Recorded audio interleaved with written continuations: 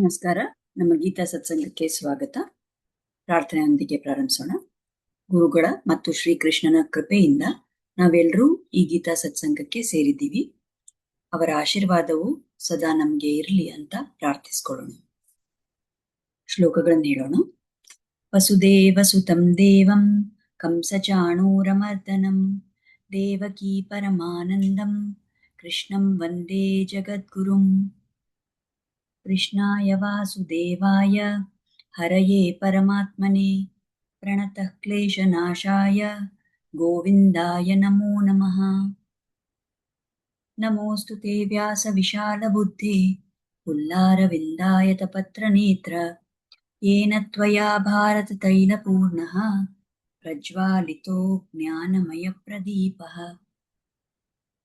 यो नित्यमच्युतपदाम्बुजयुग्मरुग्म व्यामोहतस्तदितराणि तृणाय मेने अस्मद्गुरोर्भगवतोऽस्य दयैकसिन्धोः रामानुजस्य चरणौ शरणं प्रपद्ये.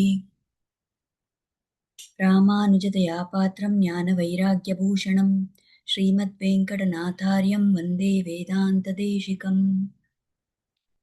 ಆಚಾರ್ಯ ಚರಣಗಳಲ್ಲಿ ವಂದಿಸ್ತಾ ಇವತ್ತಿನ ವಿಷಯಕ್ಕೆ ಹೋಗೋಣ. ಕಳೆದ ಶ್ಲೋಕದಲ್ಲಿ ನಾವು ನೋಡಿದ್ವಿ ಯಾವ ರೀತಿಯಲ್ಲಿ ಹನುಮಂತ ಅರ್ಜುನನ ಧ್ವಜದ ಮೇಲೆ ಇದ್ದಾನೆ ಅಂತ. ಅದಕ್ಕೆ ಕಪಿಧ್ವಜ ಅಂತ ಅಲ್ಲಿ ಉಲ್ಲೇಖ ಇತ್ತು. ಮತ್ತೆ ನಾವು ಮುಂದೆ ನೋಡಿದ್ವಿ ಆ ಶ್ಲೋಕದ ಎಂಡಿಂಗ್ ಪಾರ್ಟ್ ಅಲ್ಲಿ ನಾವು ಏನ್ ನೋಡಿದಂದ್ರೆ ಅರ್ಜುನ ಕೃಷ್ಣನಿಗೆ ಮಾತಾಡ್ತಾನೆ, ಈ ತರ ಹೇಳ್ದ ಅಂತ ಅಲ್ಲಿ ನಿಲ್ಸ್ಕೊಂಡಿದ್ವಿ. ಈಗ ಮುಂದೆ ನೋಡೋಣ. ಅರ್ಜುನ ಉವಾಚ ಸೇನಯೋರುಭಯೋರ್ಮಧ್ಯೆ ರಥಂ ಸ್ಥಾಪಯಮೇಚ್ಯುತ ಯಾವದೇತ್ತಾನ್ ನಿರೀಕ್ಷೇಹಂ ಯೋದ್ಧುಕಾಮಾನವಸ್ಥಿತಾನ್ ಕೈರ್ಮಯಾ ಸಹ ಯೋದ್ಧವ್ಯಂ ಅಸ್ಮಿನ್ ರಣಸಮುದ್ಯಮೇ. ಸೊ ಇಲ್ಲಿ ಇವಾಗ ಅರ್ಜುನ ಹೇಳ್ದ. ಏನ್ ಹೇಳ್ದ ಅರ್ಜುನ? ಹೇ ಅಚ್ಯುತ ಅಂತ ಕೃಷ್ಣನನ್ನ ಕರಿತಾನೆ. ಹೇ ಅಚ್ಯುತ, ಯುದ್ಧ ಮಾಡೋದಕ್ಕಾಗಿ ಇಲ್ಲಿ ತಯಾರಾಗಿ ಯಾರ್ಯಾರೆಲ್ಲ ಬಂದು ನಿಂತಿದ್ದಾರೆ ಅವರೆಲ್ಲ ಅವ್ರ ಕೈಯಲ್ಲಿ ಘೋರವಾಗಿ ಶಸ್ತ್ರಗಳನ್ನೆಲ್ಲ ಧರಿಸಿ ಏನ್ ಯುದ್ಧ ಮಾಡಬೇಕು ಅಂತ ಕಾಯ್ತಾ ಇದ್ದಾರೆ. ಸೊ ನಾನು ಯಾರ್ಯಾರ ಜೊತೆ ನಾನು ಹೋರಾಟ ಮಾಡಬೇಕು, ಇವ್ರನ್ನೆಲ್ಲ ನಾನು ನೋಡಬೇಕು. ಅದಕ್ಕಾಗಿ ನೀನು ನನ್ನ ರಥವನ್ನ ಈ ಎರಡು ಸೈನ್ಯಗಳ ಮಧ್ಯದಲ್ಲಿ ನಿಲ್ಸು ಅಂತ ಕೇಳ್ಕೊತಾನೆ. ಯಾಕೆ ಅವನು ಕೃಷ್ಣನ ಹತ್ರ ಕೇಳ್ತಾ ಇದ್ದಾನೆ? ಯಾಕೆಂದ್ರೆ ಅರ್ಜುನ ಮಹಾರಥಿಯಾಗಿ ಕೂತಿದ್ದಾನೆ, ಅವನು ಯೋದ್ಧ, ಅವನು ರಥದಲ್ಲಿ ಕೂತಿದ್ದಾನೆ ಮತ್ತು ಆ ರಥದ ಸಾರಥಿಯಾಗಿ ಕೃಷ್ಣ ಇದ್ದಾನೆ. ಸೊ ಕೃಷ್ಣನ್ಗೆ ಹೇಳ್ತಾನೆ, ನನ್ನ ರಥವನ್ನ ಈ ಎರಡು ಸೈನ್ಯಗಳ ಮಧ್ಯದಲ್ಲಿ ತಗೊಂಡು ಹೋಗಿ ನಿಲ್ಸು. ಅಲ್ಲಿಂದ ನಾನು ನೋಡ್ಬೇಕು ಯಾರ್ಯಾರು ಇಲ್ಲಿ ಬಂದಿದ್ದಾರೆ, ಯಾರ ವಿರುದ್ಧ ನಾನು ಯುದ್ಧ ಮಾಡಬೇಕಾಗಿದೆ ಅಂತ ನಾನು ನೋಡ್ಬೇಕು ಅಂತ ತುಂಬಾ ಒಂದು ವಿಶ್ವಾಸದಿಂದ, ತುಂಬಾ ಫುಲ್ ಏನಂತೀರ ಒಂದು ಉತ್ಸಾಹದಿಂದ ಅರ್ಜುನ ಈ ರೀತಿ ಕೃಷ್ಣನಿಗೆ ಆದೇಶ ಕೊಡ್ತಾನೆ. ಸೊ ಇಲ್ಲಿ ಈ ವಿಷಯದ ಬಗ್ಗೆ ನಾವು ಇನ್ನ ಒಂದಷ್ಟು ನೋಡ್ಬೇಕು. ನಮಗ್ ಗೊತ್ತಿದೆ ಮುಂದೆ ಏನಾಗೋದಿದೆ ಅಂತ. ಇವಾಗ ಇಲ್ಲಿ ಹೋಗ್ಬಿಟ್ಟು ಈ ಎರಡು ಸೈನ್ಯಗಳಲ್ಲಿ ಯಾರ್ಯಾರಿದ್ದಾರೆ ಅಂತ ನೋಡ್ಬಿಟ್ಟು ಅರ್ಜುನನಿಗೆ ಯಾವ ರೀತಿ ಮನೋಸ್ಥಿತಿ ಬರೋದಿದೆ ಅಂತ ನಮಗ್ ಗೊತ್ತಿದೆ. ಆದ್ರೆ ಸದ್ಯಕ್ಕೆ ಈ ಶ್ಲೋಕದಲ್ಲಿ ಏನಾಗ್ತಾ ಇದೆ, ಅವನು ಕೃಷ್ಣನಿಗೆ ಅರ್ಜುನ ಆದೇಶ ಮಾಡ್ತಾ ಇದ್ದಾನೆ, ಅಲ್ಲಿ ನನ್ನ ರಥವನ್ನ ಕರ್ಕೊಂಡು ಹೋಗು, ಮಧ್ಯದಲ್ಲಿ ನಿಲ್ಸು ಅಂತ. ಸೊ ಇಲ್ಲಿ ಇವಾಗ ನಾವು ಏನ್ ಗಮನಿಸ್ಕೋಬೇಕಂದ್ರೆ ಅಚ್ಯುತ ಅಂತ ಕರೀತಾನೆ ಕೃಷ್ಣನನ್ನ. ಕೃಷ್ಣನಿಗೆ ಎಷ್ಟೊಂದು ಹೆಸರುಗಳಿದೆಯಲ್ಲ ನಮಗ್ ಗೊತ್ತಿದೆ. ಕೇಶವ, ಮಾಧವ, ಶ್ರೀಧರ, ಗೋವಿಂದ, ದಾಮೋದರ, ಎಷ್ಟೆಲ್ಲ ಹೆಸರುಗಳಿದೆ. ಆ ಎಲ್ಲಾ ಹೆಸರುಗಳಲ್ಲಿ ಅಚ್ಯುತ ಅನ್ನೋ ಹೆಸರನ್ನ ಇವನು ಅರ್ಜುನ ಇಲ್ಲಿ ಆಯ್ಕೆ ಮಾಡ್ಕೊಂಡಿದ್ದಾನೆ. ಯಾತಕ್ಕೋಸ್ಕರ ಅವನು ಅಚ್ಯುತ ಅಂತ ಕರೀತಾ ಇದ್ದಾನೆ? ಇಲ್ಲಿ ಆಚಾರ್ಯರು ಹೇಳ್ತಾರೆ, ಈ ಅಚ್ಯುತ ಅನ್ನೋ ಶಬ್ದಕ್ಕೆ ಎರಡು ಅರ್ಥ ನಾವು ನೋಡ್ಬೋದು. ಒಂದು, ಯಾರು ತನ್ನ ಗುಣಗಳಿಂದ ಯಾವತ್ತೂ ಬಿದ್ದೋಗಲ್ವೋ, ಯಾರು ಸದಾ ಅವನ ಏನ್ ಗುಣ ಇದೆ ಆ ಗುಣದ ಪ್ರಕಾರನೇ ನಡ್ಕೊಳ್ತಾನೋ ಅವನು ಅಚ್ಯುತ. ಎರಡನೇದಾಗಿ, ಯಾರು ಯಾವತ್ತೂ ಅವನ ಭಕ್ತನ ಮಾತನ್ನು ಕಾಪಾಡ್ತಾನೋ ಅಂಥವನು ಅಚ್ಯುತ. ಸೊ ಇಲ್ಲಿ ತನ್ನ ಗುಣಗಳಿಂದ ಯಾರು ಯಾವತ್ತೂ ಬಿದ್ದೋಗಲ್ಲ ಆ ಸ್ಥಾನದಿಂದ, ಅಂಥವನು ಅಚ್ಯುತ ಅನ್ನೋದಕ್ಕೆ ನಮ್ಗಿಲ್ಲಿ ಉದಾಹರಣೆಗೆ ನಾವು ನೋಡಿದ್ರೆ, ಸದಾ ಅವನು ಏನೆಲ್ಲ ಯಾರ್ಯಾರು ಅವನಿಗೆ ಏನೇನು ಆದೇಶ ಕೊಟ್ಟಿದ್ದಾರೋ ಅದನ್ನೆಲ್ಲ ಪಾಲನೆ ಮಾಡ್ತಾನೆ ಕೃಷ್ಣ. ಯಾವ ರೀತಿಯಲ್ಲಿ ಅಂದರೆ, ಈಗ ನಾವು ನೋಡ್ತೀವಿ ರಾಮಾವತಾರದಲ್ಲಿ ನಮಗೆ ಗೊತ್ತಿದೆ ಹೇಗೆ ವಿಶ್ವಾಮಿತ್ರ ಋಷಿಗಳು ಬಂದರು, ದಶರಥನಿಂದ ರಾಮನನ್ನ ನನ್ನ ಜೊತೆ ಕಳಿಸಿ ಅಂತ ಬೇಡ್ಕೊಂಡ್ರು. ಸರಿ, ದಶರಥ ರಾಜ ಕಡೆಗೆ ಕಳಿಸಿದ್ರು. ಸೊ ವಿಶ್ವಾಮಿತ್ರ ಋಷಿ ಜೊತೆ ಹೋದಾಗ ತಾಟಕ್ಕೆ ಬರ್ತಾಳೆ. ಅಲ್ಲಿ ಆ, ಋಷಿ ಹೇಳ್ತಾರೆ, ಇವಳು ಘೋರವಾದ ರಾಕ್ಷಸಿ, ಇವಳನ್ನ ನೀನು ನಾಶ ಮಾಡಬೇಕು, ಇವಳನ್ನ ಕೊಲ್ಲು ಅಂತ ಹೇಳ್ತಾರೆ. ಆಗ ರಾಮ ಮನ್ಸಲ್ಲಿ ಅವನಿಗನ್ಸುತ್ತೆ, ಇವಳು ಹೆಂಗ್ಸಲ್ವಾ, ಯಾವ ರೀತಿ ಇವಳನ್ನ ಹೇಗೆ ಕೊಲ್ಲೋದು ಅಂತ. ಆದರೆ ಋಷಿ ಗುರುಗಳು ಸ್ಥಾನದಲ್ಲಿದ್ದಾರೆ ವಿಶ್ವಾಮಿತ್ರ ಋಷಿ. ನಮ್ಮ ತಂದೆ ಹೇಳಿದ್ದಾರೆ, ಅವ್ರು ಹೇಳಿದ್ದೆಲ್ಲ ಕೇಳು, ಅವ್ರ ಸೇವೆ ಮಾಡು ಅಂತ. ಸೊ ಅವ್ರು ಹೇಳಿದ ಮಾತನ್ನ ನಾನು ಫಾಲೋ ಮಾಡಬೇಕು, ಅವ್ರು ಏನು ಆಜ್ಞೆ ಮಾಡಿದಾರೋ ಅದನ್ನು ನಾನು ಪಾಲನೆ ಮಾಡಬೇಕು. ಸೊ ಆ ರೀತಿಯಲ್ಲಿ ಫಾಲೋ ಮಾಡಿಬಿಡ್ತಾರೆ ರಾಮ. ಇನ್ನು ನಾವು ಬೇರೆ ಅವತಾರಗಳಲ್ಲಿ ನೋಡಿದ್ರೆ, ನರಸಿಂಹ ಅವತಾರ ಅಂತ ಇಟ್ಕೊಳ್ಳಿ. ಅಲ್ಲಿ ಹಿರಣ್ಯಕಶಿಪುಗೆ ಬ್ರಹ್ಮ ವರಗಳನ್ನು ಕೊಟ್ಟಿರ್ತಾರೆ. ಈಗ ವಿಷ್ಣು ಶ್ರೀಮನ್ನಾರಾಯಣ ಬಂದು ಆ ನರಸಿಂಹ ಅವತಾರ ತಾಳ್ದಾಗ ಅವರು ಆ ಬ್ರಹ್ಮ ಕೊಟ್ಟಿದ್ದ ವರದ ಒಂದೊಂದು ಮಾತನ್ನು ಕಾಪಾಡಿ ಅವರು ನರಸಿಂಹ ಅವತಾರ ತಾಳಿದ್ರು ಅಲ್ವಾ. ಆ ವರದಲ್ಲಿ ಏನಿತ್ತು, ಮನುಷ್ಯ ಇರಬಾರ್ದು, ಪ್ರಾಣಿ ಇರಬಾರ್ದು ಅಂತ ಇತ್ತು. ಸೊ ಎರಡೂ ಸೇರಿ ಒಂದು ವಿಚಿತ್ರವಾದ ಅದ್ಭುತವಾದ ಒಂದು ಅವತಾರದಲ್ಲಿ ಬಂದ್ರು. ದಿನದಲ್ಲಿ ಮೃತ್ಯು ಆಗ್ಬಾರ್ದು, ರಾತ್ರಿಯಲ್ಲಿ ಆಗ್ಬಾರ್ದು ಅಂತ ಇತ್ತು. ಸೊ ಆ ಮುಸ್ಸಂಜೆ ವೇಳೆಯಲ್ಲಿ ಬಂದ್ರು. ಮನೆ ಒಳಗಾಗಿರ್ಬಾರ್ದು, ನನ್ನ ಯಾರು ಕೊಲ್ಬಾರ್ದು, ಮನೆ ಹೊರಗೆ ಯಾರು ಕೊಲ್ಬಾರ್ದು ಅಂದಿದ್ದಕ್ಕೆ ಆ ಏನ್ ನಾವು ಮನೆ ಹೊಸ್ಲಿರುತ್ತಲ್ಲ ಅಲ್ಲಿ ಆ ಜಾಗದಲ್ಲಿ ಇಟ್ಕೊಂಡು ಅವನನ್ನ ವಧ ಮಾಡಿದ್ರು. ನನ್ನ ವಧ ಆಕಾಶದಲ್ಲಾಗಬಾರ್ದು, ಭೂಮಿ ಮೇಲೆ ಆಗ್ಬಾರ್ದು ಅಂದಿದ್ದಕ್ಕೆ ತನ್ನ ತೊಡೆಯಲ್ಲೇ ಇಟ್ಕೊಂಡು ವಧ ಮಾಡಿದ್ರು.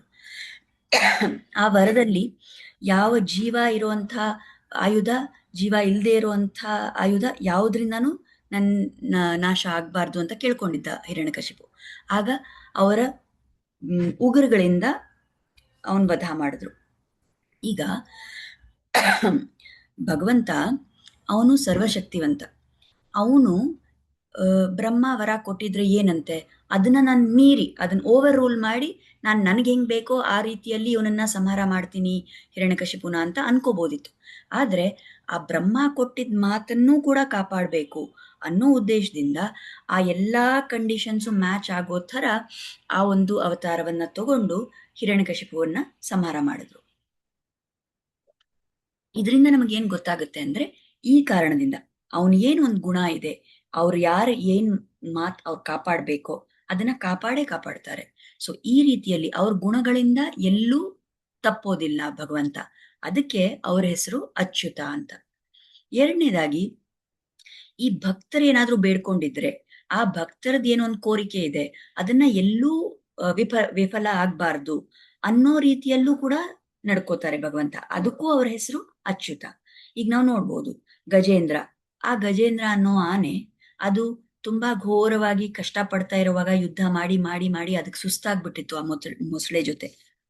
ಇನ್ನೇನ್ ನನ್ಗೇನು ಯಾರು ನನ್ನ ಸಹಾಯಕ್ಕಿಲ್ಲ ಅಂದಾಗ ಆದಿ ಮೂಲವೇ ಅಂತ ಕರೀತು. ಆಗ ತಕ್ಷಣ ಭಗವಂತ ಅಲ್ಲಿ ಬಂದು ಆ ಮೊಸಳೆನ ಸಂಹಾರ ಮಾಡಿ ಅವನ್ಗೆ ಆಶೀರ್ವಾದ ಕೊಟ್ಟ. ಇದೇ ರೀತಿಯಲ್ಲಿ ನಾವು ನೋಡಿದ್ರೆ ಪ್ರಹ್ಲಾದ, ಈಗ ಆ ನರಸಿಂಹ ಅವತಾರದಲ್ಲಿ ಪ್ರಹ್ಲಾದನ್ ಮಾತು ಏನಿತ್ತು, ಪ್ರಹ್ಲಾದ ಏನ್ ಹೇಳ್ದ, ಅವ್ರ ತಂದೆ ಕೇಳಿದ್ರು, ಎಲ್ಲಿದ್ದಾನೆ ನಿನ್ ನಾರಾಯಣ ಹೇಳು ಅಂತ. ಪ್ರಹ್ಲಾದ ಹೇಳ್ದ, ಎಲ್ಲಾ ಕಡೆ ಇದ್ದಾರೆ, ನನ್ನಲ್ಲೂ ಇದ್ದಾನೆ, ನಿನ್ನಲ್ಲೂ ಇದ್ದಾರೆ ನಾರಾಯಣ ಅಂತ. ಆಗ ಸರಿ, ಮತ್ತೆ ಈ ಸ್ತಂಭದಲ್ಲಿದ್ದಾರಾ ಅಂತ ಕೇಳಿ ಆ ಸ್ತಂಭವನ್ನ ತಟ್ಟದ ಅವನು ಹಿರಣ್ಯಕಶಿಪು, ಜೋರಾಗಿ ಹೊಡೆದ. ಆ ಕ್ಷಣದಲ್ಲಿ ಪ್ರಹ್ಲಾದ ಏನ್ ಹೇಳಿದ್ದು, ಇಲ್ಲೂ ಕೂಡ ಇದ್ದಾನೆ, ನಾನು ನೋಡ್ತಾ ಇದ್ದೀನಿ, ನನಗ್ ಕಾಣಿಸ್ತಾ ಇದ್ದಾರೆ ನಾರಾಯಣ ಅಂತ ಹೇಳ್ದ. ಸೊ ಆ ಭಕ್ತನ ಮಾತನ್ನ ಕಾಪಾಡೋದಕ್ಕೋಸ್ಕರ ಆ ಯಾವ ಸ್ತಂಭವನ್ನ ಆ ಹಿರಣ್ಯಕಶಿಪು ಹೊಡೆದ್ನೋ ಅದೇ ಸ್ತಂಭದಿಂದ ಬಂದ್ರು ಭಗವಂತ ಅಲ್ವಾ. ಈ ರೀತಿಯಲ್ಲಿ ನಾವು ನೋಡ್ಬೋದು ಅಚ್ಯುತ ಅಂತ ಭಗವಂತನಿಗೆ ಈ ಒಂದು ಗುಣ ಇದೆ. ಸೊ ಇಲ್ಲಿ ಇವಾಗ ಅರ್ಜುನ ನಿಜವಾಗ್ಲೂ ಅವನು ಏನ್ ಕೇಳ್ತಾ ಇದ್ದಾನೆ, ಅವನು ನಮಗ್ ಮೇಲ್ಮಟ್ಟದಲ್ಲಿ ನಾವು ನೋಡಿದ್ರೆ, ಸೂಪರ್ಫಿಷಿಯಲ್ ಆಗಿ ನೋಡಿದ್ರೆ, ಅರ್ಜುನ ಬಂದ್ಬಿಟ್ಟು ಕೃಷ್ಣನಿಗೆ ಆದೇಶ ಮಾಡ್ತಾ ಇದ್ದಾನೆ, ನನ್ನ ಸೇನೆಯನ್ನ ತಗೊಂಡೋಗಿ ಅಲ್ಲಿ ಮಧ್ಯದಲ್ಲಿ ನಿಲ್ಸು, ನಾನು ಅವ್ರನ್ನೆಲ್ಲ ನೋಡಬೇಕು ಅಂತ ಆದೇಶ ಕೊಟ್ಟಂಗಿದೆ. ಆದ್ರೆ ನಿಜವಾದ ರೀತಿಯಲ್ಲಿ ಇವಾಗ ಅರ್ಜುನ ಅಚ್ಯುತ ಅಂತ ಕೃಷ್ಣನ್ ಕರಿತಾ ಇದ್ದಾನೆ. ಅಲ್ಲಿ ಆಚಾರ್ಯರು ಹೇಳ್ತಾರೆ, ಅವನ ಉದ್ದೇಶ ಏನಿದೆ? ನನಗೆ ಗೊತ್ತು ಹೇ ಕೃಷ್ಣ, ಹೇ ಅಚ್ಯುತ, ನಿನ್ನ ಭಕ್ತರನ್ನ ಯಾವತ್ತೂ ಕೈ ಬಿಡೋದಿಲ್ಲ. ಸೊ ಅದೇ ಪ್ರಕಾರ ನನ್ನನ್ನು ನೀನು ಕೈ ಬಿಡಬೇಡ ಅಂತ ಅವನು ಆಕ್ಚುಲಿ ಬೇಡ್ಕೋತಾ ಇದ್ದಾನೆ. ಯಾಕಂದ್ರೆ ಅವನಿಗೆ ಗೊತ್ತಿದೆ. ಈಗ ಮುಂಚೆನೆ ನಾವು ನೋಡಿದೀವಿ ಯಾವ ರೀತಿಯಲ್ಲಿ ಕೃಷ್ಣನ ಸಹಾಯವನ್ನ ಬೇಡೋದಕ್ಕಂತ ಹೋದಾಗ ಅರ್ಜುನನೂ ಹೋಗಿದ್ದ, ದುರ್ಯೋಧನನೂ ಹೋಗಿದ್ದ. ಕೃಷ್ಣ ಹೇಳ್ದ, ನನ್ ನಾರಾಯಣಿ ಸೇನೆ ಒಬ್ರು ತಗೊಳ್ಳಿ, ನಾನು ಅಸ್ತ್ರ ಶಸ್ತ್ರ ಏನೂ ಇಲ್ಲದೆ ನಾನು ಯುದ್ಧನೂ ಮಾಡಲ್ಲ, ನಾನು ಒಬ್ನೇ ಒಂದ್ ಕಡೆಗೆ ಬರ್ತೀನಿ, ಇನ್ನೊಬ್ಬರಿಗೆ ನಾರಾಯಣಿ ಸೇನೆ ಕೊಡ್ತೀನಿ ಅಂದಾಗ ಅರ್ಜುನ ಆವಾಗ್ಲೂ ಏನ್ ಮಾಡಿದ್ದು? ಕೃಷ್ಣ ನೀನೇ ಬಾ, ನನಗ್ ನೀನೇ ಬೇಕು ಅಂತ ಬೇಡ್ಕೊಂಡಿದ್ದಲ್ವಾ. ಸೊ ಅವನಿಗೆ ಗೊತ್ತಿದೆ ಈ ಕೃಷ್ಣನೇ ನಮ್ಮನ್ನ ಕಾಪಾಡೋದು ಅಂತ. ಆ ಕಾರಣದಿಂದ ಕೃಷ್ಣ ನೀನ್ ಈ ರೀತಿ ನಿನ್ನ ಭಕ್ತರನ್ನೆಲ್ಲ ತುಂಬಾ ಚೆನ್ನಾಗಿ ನೋಡ್ಕೋತೀಯ, ಅವ್ರು ಕೊಟ್ಟಿದ್ ಮಾತನ್ನ ಕಾಪಾಡ್ತೀಯ, ಅವ್ರಿಗೆ ಯಾವ ತರ ಕಷ್ಟನೂ ಬರ್ದೇ ಇರೋಂಗೆ ನೀನ್ ನೋಡ್ಕೋತೀಯ, ರಕ್ಷಣೆ ಮಾಡ್ತೀಯ. ಅದೇ ರೀತಿಯಲ್ಲಿ ನನ್ನ ರಕ್ಷಣೆಯ ಕೂಡ ನಿನ್ ಕೈಯಲ್ಲೇ ಇದೆ ಇವಾಗ ಅಂತ ಹೇಳ್ಕೋತಾ ಇದ್ದಾನೆ ಅರ್ಜುನ ಅಂತ ಇಲ್ಲಿ ಹೇಳ್ತಾರೆ ಆಚಾರ್ಯರು. ಈಗ ಮುಂದೆ ನಾವು ನೋಡಿದ್ರೆ ಈ ಇಲ್ಲಿ ಇನ್ನೊಂದು ವಿಷಯ ಇದೆ. ಈ ಸಂಜಯ ಧೃತರಾಷ್ಟ್ರನಿಗೆ ಇವಾಗ ಇದೆಲ್ಲ ಹೇಳ್ತಾ ಇದ್ದಾನಲ್ಲ, ಈ ತರ ಅರ್ಜುನ ಹೇಳ್ದ ಕೃಷ್ಣನ ಹತ್ರ ಅಂತೆಲ್ಲ ಹೇಳ್ತಾ ಇದ್ದಾನೆ. ಆಗ ಈ ಇಲ್ಲಿ ವ್ಯಾಖ್ಯಾತರು ಹೇಳ್ತಾರೆ ಏನಂದ್ರೆ, ಇದೆಲ್ಲ ನರೇಟ್ ಮಾಡ್ತಾ ಇರ್ಬೇಕಾದ್ರೆ, ಇದೆಲ್ಲ ಹೇಳ್ತಾ ಇರ್ಬೇಕಾದ್ರೆ ಮತ್ತೊಮ್ಮೆ ಈ ಸಂಜಯ ಧೃತರಾಷ್ಟ್ರನಿಗೆ ಒಂದು ಹಿಂಟ್ ಕೊಡ್ತಾ ಇದ್ದಾನೆ. ಮುಂಚೆನೂ ಅವನು ಹೇಳಿದ್ದ, ಆ ಶ್ಲೋಕದಲ್ಲಿ ನಾವು ನೋಡಿದ್ವಲ್ಲ, ಶಂಖ ಊದ್ದಾಗ ಈ ಎಲ್ಲಾ ಕೌರವ ಸೈನ್ಯದಲ್ಲಿ ಇದ್ದವರು ಎಲ್ರು ಅವ್ರ ಹೃದಯ ಎಲ್ಲ ಒಡೆದೋಯ್ತು, ಅವ್ರಿಗೆ ಆತಂಕ ಆಯ್ತು ಅಂತ ಹೇಳಿದಾಗ್ಲೂ ಯಾಕೆ ಅವ್ರಿಗೆ ಆತಂಕ ಆಯ್ತು? ಅವ್ರು ಸೋಲ್ತಾರೆ ಅನ್ನೋದು ಅವ್ರಿಗೆ ಗೊತ್ತಿದೆ ಅನ್ನೋ ರೀತಿ ಒಂದು ಹಿಂಟ್ ಕೊಟ್ಟಿದ್ದ ಸಂಜಯ. ಇಲ್ಲೂ ಕೂಡ ಈಗ ಸಂಜಯ ಹೇಳ್ತಾ ಇದ್ದಾನೆ ಧೃತರಾಷ್ಟ್ರನಿಗೆ ಏನಂದ್ರೆ, ಈ ಸರ್ವಶಕ್ತಿಮಾನಾದ ಈ ಸರ್ವೇಶ್ವರನಾದ ಈ ಕೃಷ್ಣ ಅರ್ಜುನನ್ ಜೊತೆ ಇದ್ದಾನೆ. ಇಂಥವನಿಗೆ ಅರ್ಜುನ ಆದೇಶ ಕೊಡ್ತಾ ಇದ್ದಾನೆ. ಅರ್ಜುನ ಏನು ಸಾಮಾನ್ಯ ಮನುಷ್ಯ, ಒಳ್ಳೆ ಯೋದ್ಧ ಇರ್ಬೋದು, ಆದ್ರೆ ಮನುಷ್ಯ ಅವನು. ಕೃಷ್ಣ ಯಾರು? ಅವನು ಸರ್ವೇಶ್ವರ. ಆದ್ರೆ ಒಂದು ಸಾಮಾನ್ಯ ಮನುಷ್ಯ ಹೇಳಿದ್ದನ್ನ ಆದೇಶ ಏನ್ ಮಾಡ್ತಾನೋ ಅದನ್ನೂ ಕೂಡ ಪಾಲನೆ ಮಾಡೋ ಲೆವೆಲಲ್ಲಿ ಪರಮೇಶ್ವರ ಇದ್ದಾನೆ. ಯಾತಕ್ಕೋಸ್ಕರ? ಯಾಕೆಂದ್ರೆ ಅವರಲ್ಲಿ ಅಷ್ಟೊಂದು ಕ್ಲೋಸ್ನೆಸ್ ಇದೆ, ಅಷ್ಟೊಂದು ಈ ಕೃಷ್ಣನಿಗೂ ಅರ್ಜುನನಿಗೂ ಅಷ್ಟೊಂದು ಏನಂತೀರ, ಒಂದು ತುಂಬಾ ಕ್ಲೋಸ್ ರಿಲೇಶನ್ಶಿಪ್ ಇದೆ. ಅದರಿಂದ ಅಷ್ಟು ಅವ್ರಿಗೆ ಅವನ್ ಏನೇ ಕೇಳಿದ್ರು ಅರ್ಜುನ, ಕೃಷ್ಣ ಅದನ್ನ ಮಾಡ್ಕೊಟ್ಬಿಡ್ತಾನೆ. ಸೊ ಇದನ್ನ ಹೇಳಿದಾಗ ಮತ್ತೊಮ್ಮೆ ಸಂಜಯ ಇಂಡೈರೆಕ್ಟ್ ಆಗಿ ಧೃತರಾಷ್ಟ್ರನಿಗೆ ಹೇಳ್ತಾ ಇದ್ದಾನೆ, ಇಷ್ಟೆಲ್ಲ ಇವರಲ್ಲಿ ಪ್ರೀತಿ ಇದ್ದು, ಇಷ್ಟೆಲ್ಲ ಇವರಲ್ಲಿ ಈ ಬಾಂಧವ್ಯ ಇದ್ದಾಗ ಖಂಡಿತ ಕೃಷ್ಣನ ಬದಿಯಲ್ಲಿ ಯಾರಿದಾರೋ, ಕೃಷ್ಣ ಯಾರಿಗೆ ಸಪೋರ್ಟ್ ಮಾಡ್ತಾನೋ ಅವರೇ ಗೆಲ್ಲೋದು ಅನ್ನೋದನ್ನ ಮತ್ತೊಂದ್ಸಲಿ ಇಂಡೈರೆಕ್ಟ್ ಆಗಿ ಹೇಳ್ತಾನೆ. ಈಗ ನಮ್ಗೆ ಅನ್ಸ್ಬೋದು, ಆಕ್ಚುಲಿ ನಾವು ನೋಡಿದ್ರೆ ಈ ಧೃತರಾಷ್ಟ್ರ ಮತ್ತು ಈ ಸಂಜಯ ಒಂದೇ ಆಚಾರ್ಯರ ಗುರುಕುಲದಲ್ಲಿ ಅವರು ಓದಿದ್ದು, ಅವರಿಬ್ರು ಒಟ್ಟಿಗೆ ಓದಿದ್ರು, ದೇವರ್ ಕ್ಲಾಸ್ಮೇಟ್ಸ್, ಅವ್ರ ಜೊತೆಯಲ್ಲಿ ಓದ್ದವರು ಮತ್ತೆ ಮಿತ್ರರು ಕೂಡ ಅನ್ನೋ ರೀತಿಯಲ್ಲಿ. ಸರಿ, ಸಂಜಯ ಧೃತರಾಷ್ಟ್ರನಿಗೆ ಸಾರಥಿಯಾಗಿದ್ರು ಅನ್ನೋದು ಬೇರೆ ವಿಷಯ. ಆದ್ರೆ ಇಬ್ರು ಒಂದೇ ಕಡೆ ಓದಿದ್ರಲ್ವಾ, ಯಾತಕ್ ಮತ್ತೆ ಅವರಿಬ್ಬರ ಒಂದು ಏನಂತೀರ, ಒಂದು ಸ್ವಭಾವದಲ್ಲಾಗ್ಲಿ ಅಥವಾ ದೃಷ್ಟಿಕೋನದಲ್ಲಾಗ್ಲಿ ಇಷ್ಟು ವ್ಯತ್ಯಾಸ ಇರೋದು ಯಾವ ರೀತಿಯಲ್ಲಿ, ಯಾತಕ್ಕೋಸ್ಕರ ಅದು ಬಂತು ಅಂದಾಗ ಇಲ್ಲಿ ಆಚಾರ್ಯರು ಹೇಳ್ತಾರೆ, ಈ ಒಂದ್ಸಲಿ ಏನಾಗತ್ತೆ, ಧೃತರಾಷ್ಟ್ರ ಸಂಜಯನ ಹತ್ರ ಕೇಳ್ತಾನೆ, ನಾನು ನಮ್ಮ ಗುರುಗಳು ಹೇಳ್ಕೊಟ್ಟಿದ್ದನ್ನೆಲ್ಲ ಓದಿದ್ದೀನಿ, ನಾನು ಅದೇ ಪಾಠ ನಾನು ಅಟೆಂಡ್ ಆಗಿರೋದು, ಆದ್ರೆ ನಿನಗೆ ಎಷ್ಟು ಚೆನ್ನಾಗಿ ಅರ್ಥ ಆಗುತ್ತಲ್ಲ ಎಲ್ಲ ವಿಷಯಗಳು, ನನಗೆ ಯಾಕೆ ಅದಷ್ಟು ಸುಲಭವಾಗಿ ಅರ್ಥ ಆಗಲ್ಲ ಅಂತ ಕೇಳ್ತಾನೆ. ಅಥವಾ ನೀನ್ ಯಾವ ರೀತಿಯಲ್ಲಿ ನೀನ್ ಇಷ್ಟು ಶಾಂತವಾಗಿ ಒಳ್ಳೆ ಮನಸ್ಸಿಂದ ನೀನ್ ನಡ್ಕೊಂಡು ಹೋಗ್ತಾ ಇರ್ತೀಯ, ಅದೇ ನನಗೆ ಯಾವಾಗ್ಲೂ ಒಂದು ಭಯ ಇರುತ್ತೆ ಅಥವಾ ನನ್ನ ಮನಸ್ಸಲ್ಲಿ ದುಃಖ ಇದೆ, ಯಾತಕ್ಕೋಸ್ಕರ ಅಂತ ಕೇಳಿರ್ತಾನೆ. ಆಗ ಸಂಜಯ ಹೇಳ್ತಾನೆ, ನೀನ್ ಬೇಜಾರು ಮಾಡ್ಕೊಳ್ಳಲ್ಲ ಅಂದ್ರೆ ನಾನು ಹೇಳ್ತೀನಿ ಅಂತಾನೆ. ಹೇಳು ಪರವಾಗಿಲ್ಲ ಅಂತ ಧೃತರಾಷ್ಟ್ರ. ಸರಿ, ಆವಾಗ ಸಂಜಯ ಹೇಳ್ತಾನೆ, ನನಗೆ ಕಪಟ ಮಾಡೋ ಅಂಥ ಸ್ವಭಾವ ಇಲ್ಲ, ನನಗೇನು ನನ್ನ ಮನಸ್ಸಲ್ಲಿದೆಯೋ ಅದನ್ನೇ ನಾನು ಮಾತಾಡ್ತೀನಿ. ಮತ್ತೆ ನನಗೆ ಬೇರೆ ಜನಗಳ ಬಗ್ಗೆ ಒಂದು ಕೆಟ್ಟ ಅಭಿಪ್ರಾಯ ಅಥವಾ ಅವ್ರಿಗೆ ಕೆಟ್ಟದಾಗ್ಲಿ ಅನ್ನೋ ಒಂದು ಭಾವನೆ ಇಲ್ಲ. ಸೊ ಆ ಕಪಟಿ ಸ್ವಭಾವ ನನಗಿಲ್ಲದೆ ಇರೋದ್ರಿಂದ ನನ್ನ ಮನಸ್ಸು ಶುದ್ಧವಾಗಿದೆ. ಆ ಮನಸ್ಸು ಶುದ್ಧವಾಗಿರೋದ್ರಿಂದ ನಾನು ಶಾಂತವಾಗಿರ್ತೀನಿ. ಮತ್ತು ನಾನು ಏನೆಲ್ಲ ಓದ್ತೀನೋ ಅದೆಲ್ಲ ನಂಗೆ ತುಂಬ ಸಹಜವಾಗಿ ಅರ್ಥ ಆಗುತ್ತೆ ಅಂತ. ಸೊ ಇಲ್ಲಿ ಆಚಾರ್ಯರು ನಮ್ಗೆ ಹೇಳ್ತಾರೆ, ಈ ರೀತಿ ನಾವು ಕೂಡ ಸ್ವಭಾವ ನಮ್ದು ಯಾವ ಥರ ಇರುತ್ತೆ ಅನ್ನೋದು ನಮ್ಮ ಮನಸ್ಸಿನ ಸಾತ್ವಿಕತೆ ಮೇಲೆ ನಿರ್ಭರ. ಈಗ ನಮ್ಮ ಮನಸ್ಸಲ್ಲಿ ತುಂಬ ಬೇರೆಯವ್ರ ಬಗ್ಗೆ ಕೆಟ್ಟ ವಿಚಾರಗಳಿದ್ದರೆ, ನಾವು ಏನೋ ಒಂದು ಮಾಡೋದೊಂದು, ತೋರಿಸೋದೊಂದು ವಿಚಾರನೇ ಬೇರೆ ನಮ್ಮ ಮನಸ್ಸಲ್ಲಿ, ಆ ಥರ ಎಲ್ಲ ಇದ್ದರೆ, ನಾವು ಕಪಟ ಇದ್ದರೆ ನಮ್ಮ ಸ್ವಭಾವದಲ್ಲಿ, ಆವಾಗ ಏನಾಗುತ್ತೆ, ನಮಗೆ ರಜತಮಾತ್ಮಕ ಗುಣಗಳು ಜಾಸ್ತಿ ಇದೆ ಅಂತ ಅರ್ಥ. ಆ ರಜೋತಮೋ ಗುಣಗಳು ಜಾಸ್ತಿ ಇದ್ದಾಗ ನ್ಯಾಚುರಲಿ ನಮ್ಮ ಮನಸ್ಸಲ್ಲಿ ಯಾವಾಗಲೂ ಕಲಶ ಇರುತ್ತೆ. ಸೊ ಆ ಒಂಥರ ಒಂದು ಕ್ಲೇಶ ಇದ್ದಾಗ, ನಮ್ಮ ಮನಸ್ಸು ಡಿಸ್ಟರ್ಬ್ಡ್ ಆಗಿದ್ದಾಗ, ನಮಗೆ ಏನೇ ಒಂದು ವಿದ್ಯೆ, ಅದನ್ನು ಏನೋ ಒಂದು ಓದಿದ್ದನ್ನು ಗ್ರಹಣ ಮಾಡೋ ಕೆಪಾಸಿಟಿ, ಅದು ನಮ್ಗೆ ಎಷ್ಟು ಶಾಂತತೆಯಿಂದ ನಾವು ಜೀವನ ನಡೆಸ್ಕೋಬೋದು, ಆ ಕೆಪಾಸಿಟಿ, ಆ ಕ್ಷಮತೆ ಎಲ್ಲ ತುಂಬ ಕಮ್ಮಿ ಆಗುತ್ತೆ. ಸೊ ಶುದ್ಧವಾದ ಇದ್ದಷ್ಟು ನಾವು ಶಾಂತವಾಗಿರ್ತೀವಿ, ಮತ್ತು ನಾವು ಕೈಗೆ ತಗೊಂಡಿದ್ದ ಕಾರ್ಯವನ್ನು ಕೂಡ ನಾವು ಒಳ್ಳೆ ರೀತಿಯಲ್ಲಿ ಮಾಡೋಕ್ಕಾಗತ್ತೆ. ಸೊ ಇಲ್ಲಿ ಈ ವಿಷಯ ಬಂತಲ್ಲ, ಸಂಜಯ ಮತ್ತು ಧೃತರಾಷ್ಟ್ರ, ಆ ಕಾರಣದಿಂದ ಇಲ್ಲಿ ಹೇಳಲಾಗಿದೆ ಇದು. ಸರಿ, ಈಗ ಇನ್ನೊಂದು ನಾವು ಇದರಿಂದ ಕಲಿಬಹುದು. ಈಗ ನಾವು ಮುಂಚೆನೆ ಹೇಳಿದ್ವಿ, ಕೃಷ್ಣ ಬಂದ್ಬಿಟ್ಟು ಸರ್ವೇಶ್ವರ, ಅವನು ಭಗವಂತ. ಈ ಅರ್ಜುನ ಸಾಮಾನ್ಯ ಮನುಷ್ಯ. ಆದರೆ ಅರ್ಜುನ ಹೇಳಿದ ಮಾತನ್ನು ಕೂಡ ಕೃಷ್ಣ ಫಾಲೋ ಮಾಡ್ತಾನೆ. ಇದರಿಂದ ನಾವು ಏನು ತಿಳ್ಕೊಬೋದಂದ್ರೆ, ಈ ಮೂಲಕ ಕೃಷ್ಣ ನಮ್ಗೆ ಏನು ಹೇಳ್ಕೊಡ್ತಾ ಇದ್ದಾನೆ ಅಂದರೆ, ಆಜ್ಞಾ ಪಾಲನೆ ಮಾಡೋದು ಅನ್ನೋದು ತುಂಬ ಮಹತ್ವದ್ದು. ಬಹಳಷ್ಟು ಸರಿ ನಮಗೂ ಕೂಡ ನಮ್ಮ ಜೀವನದಲ್ಲಿ ಯಾರೋ ನಮಗಿಂತ ದೊಡ್ಡವರು, ಅಥವಾ ನಮಗಿಂತ ಜಾಸ್ತಿ ಸಾಧನೆ ಮಾಡಿರೋರು, ಅಥವಾ ನಮಗಿಂತ ಕಷ್ಟಪಟ್ಟಿರೋರು, ಅನುಭವ ಇರೋರು, ಈ ಥರ ಜನ ನಮ್ಗೆ ಎಷ್ಟೊಂದು ಸಲ ಏನೋ ಒಂದು ಹೇಳ್ತಾರೆ, ಒಂದು ಇನ್ಸ್ಟ್ರಕ್ಷನ್ ಕೊಡ್ತಾರೆ, ಅಥವಾ ಈ ರೀತಿಯಲ್ಲಿ ಮಾಡುವಂಥ ಒಂದು ಸಲಹೆ ಕೊಡ್ತಾರೆ. ಆದರೆ ಸಾಮಾನ್ಯವಾಗಿ ಎಷ್ಟೊಂದು ಸರಿ ನಾವು ನನಗೆ ಎಲ್ಲ ಗೊತ್ತಿದೆ, ನಾನೇ ಎಲ್ಲ ಮಾಡ್ಕೋತೀನಿ ಅಂತ ಅನ್ಕೋತೀವಿ. ಆ್ಯಂಡ್ ಅವ್ರು ಹೇಳಿದ ಮಾತನ್ನು ನಾವು ಕೇಳಲ್ಲ. ಆದರೆ ಬೇರೆ ನಮಗಿಂತ ಜಾಸ್ತಿ ತಿಳಿದಿರೋರು, ಅಥವಾ ನಮಗಿಂತ ವಯಸ್ಸಲ್ಲಿ ದೊಡ್ಡವರಾಗಿರೋರು, ಜಾಸ್ತಿ ಅನುಭವ ಇದ್ದವರು, ನಮಗಿಂತ ಜ್ಞಾನ ಹೆಚ್ಚಾಗಿರುವಂಥ ವ್ಯಕ್ತಿಗಳು, ಅವ್ರು ಹೇಳಿದಾಗ ನಾವು ಅದರ ಆಜ್ಞಾಪಾಲನೆಯನ್ನು ಮಾಡಬೇಕು. ಅವ್ರು ಹೇಳಿದ ಮಾತನ್ನ ಕೇಳ್ತಾ ಕೇಳ್ತಾ ನಮ್ಮಲ್ಲಿ ಇರೋ ಅಹಂಕಾರ ಕಮ್ಮಿ ಆಗುತ್ತೆ. ಇದರಿಂದ ನಮ್ಗೆ ನಮ್ಮ ಜೀವನದಲ್ಲಿ ತುಂಬ ಲಾಭ ಆಗುತ್ತೆ. ಇದನ್ನು ನಾವು ಕಲ್ತ್ಕೋಬೇಕು. ಇನ್ನು ಮುಂದೆ ಒಂದು ವಿಷಯ ಏನಂದರೆ, ಕೃಷ್ಣ ಅವನು ಸರ್ವೇಶ್ವರ. ನಾವು ಆಲ್ರೆಡಿ ಹೇಳಿದ್ವಿ, ಈ ಶ್ರೀಮದ್ ಭಾಗವತದಲ್ಲಿ ಒಂದು ಶ್ಲೋಕ ಇದೆ. ಅದರಲ್ಲಿ ಏನು ಹೇಳುತ್ತೆ ಅಂದರೆ, ಈ ವಾಯು ಗಾಳಿ ಬೀಸುತ್ತಲ್ಲ, ವಾಯು ಅವನ ಕೆಲಸ ಮಾಡ್ತಾನೆ. ಯಾತಕ್ಕೋಸ್ಕರ, ಯಾವುದರಿಂದ? ಈ ಸರ್ವೇಶ್ವರನ ಭಯದಿಂದ ಅವನು ಅದನ್ನು ಮಾಡ್ತಾ ಇರ್ತಾನೆ. ಇಂದ್ರ ವರುಣ ಸೇರಿ ಮಳೆ ಬರುತ್ತೆ ನಮಗೆ. ಯಾತಕ್ಕೆ ಅವ್ರು ಮಾಡೋದು? ಈ ಭಗವಂತನ ಆಣೆಯ ಪ್ರಕಾರ ಅವ್ರನ್ನ ನಡೆಸ್ಕೊಂಡು ಹೋಗ್ತಾರೆ.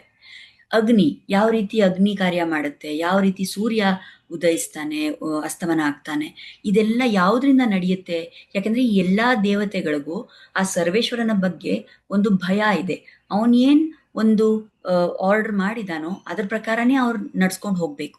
ಸೊ ಇಂಥ ಸರ್ವೇಶ್ವರನಾದ ಕೃಷ್ಣ, ಅವನಿಗೆ ಆದರೆ ತನ್ನ ಭಕ್ತರ ಮೇಲೆ ಎಷ್ಟು ಪ್ರೀತಿ ಅಂದರೆ, ಆ ಭಕ್ತರು ಹೇಳಿದ ಮಾತೆಲ್ಲ ತಾನು ಕೇಳಕ್ಕೆ ರೆಡಿಯಾಗಿರ್ತಾನೆ.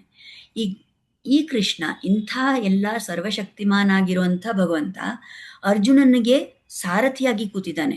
ನಮಗೆ ಗೊತ್ತು, ಸಾರಥಿ ಅಂದಾಗ ರಥ ಓಡಿಸುವಾಗ ಈಗ ಈ ಮಹಾರಥಿ ಹಿಂದೆ ಕೂತಿರ್ತಾನಲ್ಲ, ಯಾರು ಯೋಧ ಇರ್ತಾನಲ್ಲ, ಅವನು ಯುದ್ಧ ಮಾಡೋದ್ರಲ್ಲಿ ಬ್ಯುಸಿ ಆಗಿರ್ತಾನೆ. ಅವ್ನು ಬ್ಯುಸಿ ಆಗಿದ್ದಾಗ ಅವನಿವಾಗ ಆ ಸಾರಥಿಗೆ ಹೇಳಬೇಕು, ನೀನು ಈ ಕಡೆ ಲೆಫ್ಟಿಗೆ ತಿರುಗು, ಈ ಕಡೆ ಬಲ್ಗಡೆ ತಿರುಗು, ಸೀದಾ ಹೋಗು, ಹಿಂದೆ ಬಾ. ಅದೇನು ಒಂದು ಇಂಡಿಕೇಟ್ ಮಾಡೋಕ್ಕಾದ್ರೂ ಅದು ಅಲ್ಲಿ ಯುದ್ಧದಲ್ಲಿ ಗಲಾಟೆ ನಡೀತಾ ಇರುತ್ತಲ್ವ, ಎಲ್ಲರೂ ಯುದ್ಧ ಮಾಡ್ತಾ ಇರ್ಬೇಕಾದ್ರೆ ಸೌಂಡ್ ತುಂಬ ಜಾಸ್ತಿ ಇರುತ್ತೆ. ಸೊ ಇವ್ರು ಬಾಯಿ ಮಾತಲ್ಲಿ ಹೇಳಿ ಅವ್ರಿಗೆ ಕೇಳಿಸಲ್ಲ ಸಾರಥಿಗೆ. ಆ ರಥಿ ಯಾರು ಕೂತಿದಾನಲ್ಲ, ಅವನು ಸಾರಥಿಯ ಭುಜದ ಮೇಲೆ ತನ್ನ ಕಾಲು ಇಟ್ಕೊಂಡಿರ್ತಾನೆ. ಅವನು ಲೆಫ್ಟ್ ಕಾಲಲ್ಲಿ ಒದ್ರೆ ಲೆಫ್ಟಿಗೆ ತಿರುಗು ಅಂತ ಅರ್ಥ, ರೈಟ್ ಕಾಲಲ್ಲಿ ಆ ಸಾರಥಿ ಮೇಲೆ ಒದ್ರೆ ರೈಟಿಗೆ ತಿರುಗು ಅಂತ ಅರ್ಥ. ಈ ರೀತಿಯಲ್ಲಿ ಇಷ್ಟು ಅಂದರೆ, can we even imagine this? ಯಾವ ಒಂದು ಸ್ಥಾನ ಕೃಷ್ಣಂದು. ಅವನು ಸರ್ವೇಶ್ವರ, ಅವನು ಅಖಿಲಾಂಡ ಕೋಟಿ ಬ್ರಹ್ಮಾಂಡ ನಾಯಕ. ಅವನು ಒಂದು ಸಾಮಾನ್ಯ ಒಂದು ಸಾರಥಿಯಾಗಿ ಬಂದು ಈ ಥರ ಒಂದು ಲೋ ಲೆವೆಲ್ ಕೆಲಸ ಮಾಡ್ತಾ ಇದ್ದಾನೆ ಅರ್ಜುನನಿಗೋಸ್ಕರ. ಯಾತಕ್ಕೋಸ್ಕರ? ಯಾಕೆಂದರೆ ಅವ್ನಿಗೆ ಅಷ್ಟೊಂದು ಅರ್ಜುನನ ಮೇಲೆ ಪ್ರೀತಿ. ಈ ಬೇರೆ ಕಡೆನೂ ಎಲ್ಲೋ ಮಹಾಭಾರತದಲ್ಲಿ ಹೇಳಿದ್ದಾರೆ ಕೃಷ್ಣ ಮಮ ಪ್ರಾಣ ಹಿ ಪಾಂಡವ ಅಂತ. ಈ ಪಾಂಡವರು ಅಂದರೆ ನನ್ನ ಪ್ರಾಣ, ಅಷ್ಟು ಅವ್ರ ಮೇಲೆ ಪ್ರೀತಿ, ಅಷ್ಟು ಅವ್ರನ್ನ ಕಂಡ್ರೆ ಇಷ್ಟ. ಸೊ ಅವ್ರಿಗೋಸ್ಕರ ಏನಾದರೂ ಮಾಡೋಕ್ಕೆ ರೆಡಿ ಇದ್ದಾನೆ ಭಗವಂತ. ಈಗ ನಾವು ಮುಂಚೆನೇ ಬೇರೆ ಕೆಲವು ಉದಾಹರಣೆಗಳನ್ನು ಹೇಳಿದ್ನಲ್ಲ, ಗಜೇಂದ್ರ ಆಗಲಿ, ದ್ರೌಪದಿ ಆಗಲಿ, ಪ್ರಹ್ಲಾದ ಎಲ್ಲ, ಮತ್ತು ಎಷ್ಟೊಂದು ಬೇರೆ ಭಕ್ತರನ್ನು ನಾವು ನೋಡಿದ್ರೆ ಎಲ್ಲೆಲ್ಲಿ ಭಕ್ತರು ಏನೋ ಒಂದು ಬೇಡ್ಕೋತಾರೋ ತಕ್ಷಣ ಅಲ್ಲಿ ಭಗವಂತ ಬಂದು ಅವ್ರಿಗೇನು ಆಸೆ ಇದೆಯೋ ಅದನ್ನು ಕೊಡ್ತಾನೆ, ಅವ್ರಿಗೆ ಸಹಾಯ ಮಾಡ್ತಾನೆ, ಅವರ ರಕ್ಷಣೆಯನ್ನು ಮಾಡ್ತಾನೆ. ಇದರಿಂದ ನಾವು ಏನು ಕಲ್ತ್ಕೋಬೇಕಂದ್ರೆ, ನಾವು ಕೂಡ ಭಗವಂತನ ಭಕ್ತಿ ಮಾಡಿದ್ರೆ ಖಂಡಿತ ಅವನು ನಮ್ಮ ರಕ್ಷಣೆಯನ್ನು ಮಾಡ್ತಾನೆ. ಅವನು ಜಸ್ಟ್ ಕಾಯ್ತಾ ಇದ್ದಾನೆ. ನಾವೇ ಏನಂದರೆ ನಮಗೆ ಗೊತ್ತಾಗಲ್ಲ, ನಾವೇ ನಮ್ಮನ್ನು ಕಾಪಾಡ್ಕೋತೀವಿ, ನಾನೇ ನನ್ನ ಪಾಡು ನೋಡ್ಕೋತೀನಿ ಅಂತ ಅಂದ್ಕೊಂಡು ನಾವು ಜೀವನ ನಡೆಸ್ಕೊಂಡು ಹೋಗ್ತಾ ಇರ್ತೀವಿ, ನಾವು ತುಂಬ ಸ್ವತಂತ್ರರು ಅಂತ ಅಂದ್ಕೊಂಡು. ಆದರೆ ನಿಜವಾದ ರೀತಿಯಲ್ಲಿ ನಾವು ಪರತಂತ್ರರು. ಭಗವಂತ ಅವನೇ ನಮ್ಮನ್ನು ಕಾಪಾಡೋದಕ್ಕೆ ಸಿದ್ಧನಾಗಿದ್ದಾನೆ, ಅವನಿಗೆ ಮಾತ್ರ ಅದು ಸಾಧ್ಯ ಇದೆ. ಮತ್ತು ನಾನು ಮಾಡ್ತೀನಿ ಅಂತ ಆ ಅಹಂಕಾರ ಬಿಟ್ಬಿಟ್ರೆ ಅವನು ತುಂಬ ಉತ್ತಮ ರೀತಿಯಲ್ಲಿ ನಮ್ಮ ಜೀವನ ನಡೆಸ್ಕೊಡ್ತಾನೆ. ಅದನ್ನು ನಾವು ಕಲಿಬೇಕು. ಅಂದರೆ ನಾವು ಕೂಡ ಅರ್ಜುನನ ಥರ, ಈ ಬೇರೆ ಎಲ್ಲ ಭಕ್ತರ ಥರ ನಮ್ಮ ಭಕ್ತಿಯನ್ನು ಹೆಚ್ಚಿಸ್ಕೊಂಡಾಗ ಭಗವಂತ ಖಂಡಿತ ನಮ್ಮನ್ನು ಕಾಪಾಡ್ತಾನೆ. ಅದನ್ನು ನಾವು ಕಲ್ತ್ಕೋಬೇಕು. ಸೊ ಈಗ ಅರ್ಜುನ ಹೇಳಿದ್ದಾನೆ ಕೃಷ್ಣನ ಹತ್ರ, ನನ್ನನ್ನು ಹೋಗಿ ಅಲ್ಲಿ ಮಧ್ಯ 2 ಸೈನ್ಯಗಳ ಮಧ್ಯ ನಿಲ್ಲಿಸು ಅಂತ ಹೇಳಿದ್ದಾನೆ. ಮುಂದೆ ಏನಾಗುತ್ತೆ, ಕೃಷ್ಣ ಎಲ್ಲಿ ಏನು ಮಾಡ್ತಾನೆ ಅನ್ನೋದನ್ನು ನಾವು ಮುಂದಿನ ಸತ್ಸಂಗದಲ್ಲಿ ನೋಡೋಣ. ಇವತ್ತಿಗೆ ನಮ್ಮ ವಿಷಯ ಇದು.